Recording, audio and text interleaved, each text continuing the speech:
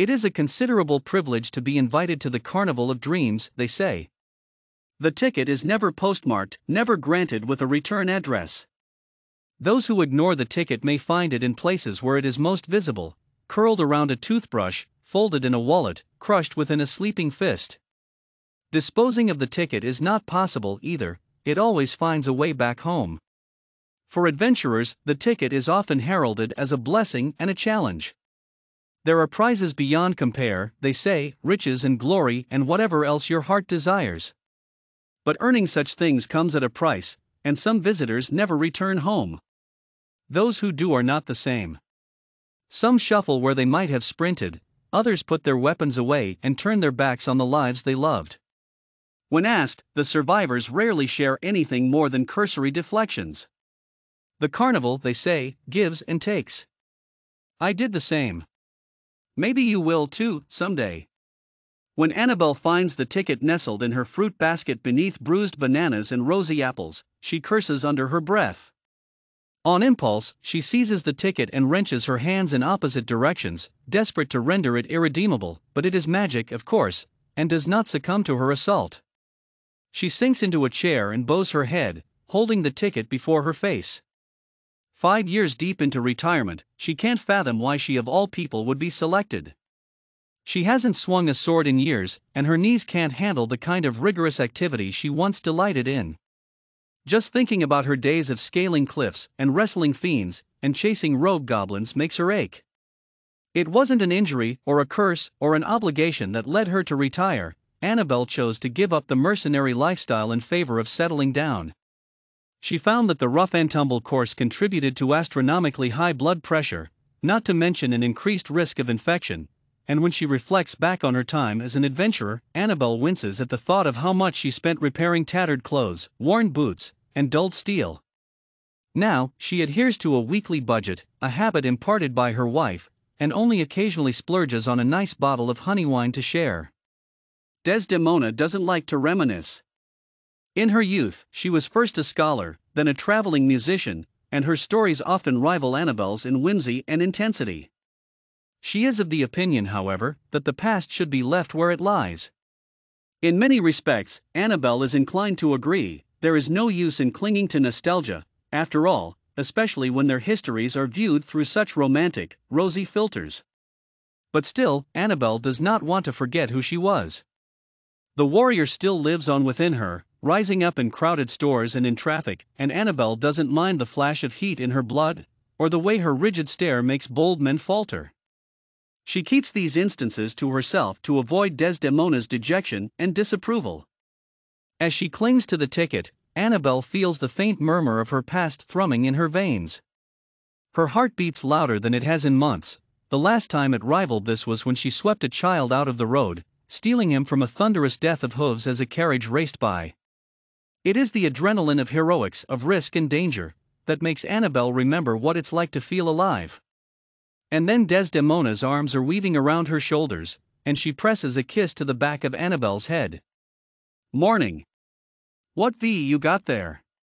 Knowing that her voice will betray her, Annabelle raises the ticket so that her wife can see it better. Immediately, she feels Desdemona stiffen before reaching for the ticket.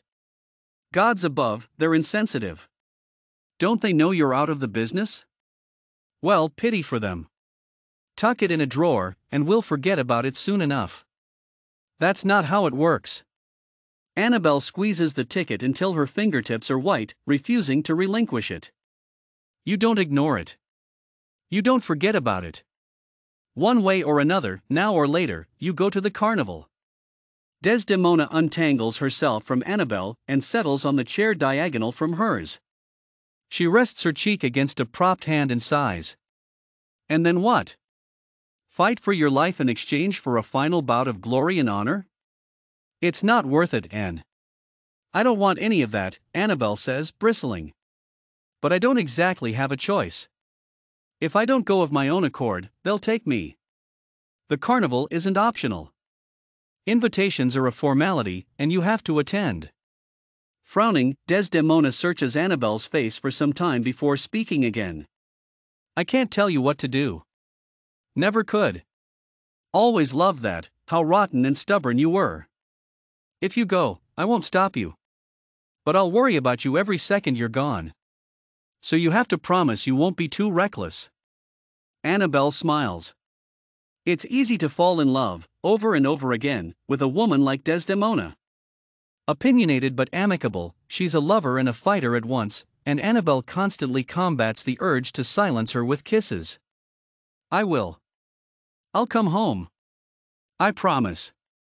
Sword strapped to her back, Annabelle approaches the yawning iron fence that houses the carnival. It is imposing yet intoxicating, boasting that same air of unknown excitement she's craved for years. Her palms are sweating, and she wipes them on her trousers, worried that her grip will be too unstable if she doesn't. She passes through the gate, and the carnival comes to life, lights illuminating where there had only been darkness and song bursting into existence like the reanimated dead. It takes all her might not to jump, but she manages it, pleased that her instincts remain sharp.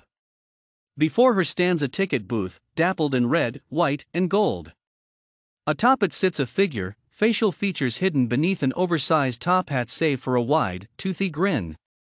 The individual rhythmically taps a long black cane against the booth, drawing Annabelle's undivided attention.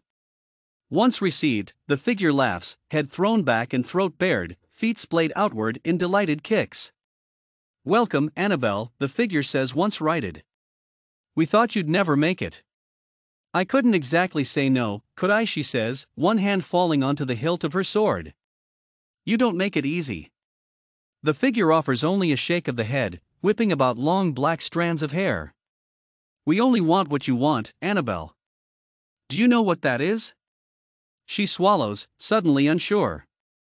There are a lot of things. More money would be nice. A spa membership. And I saw the cutest pair of boots the other day?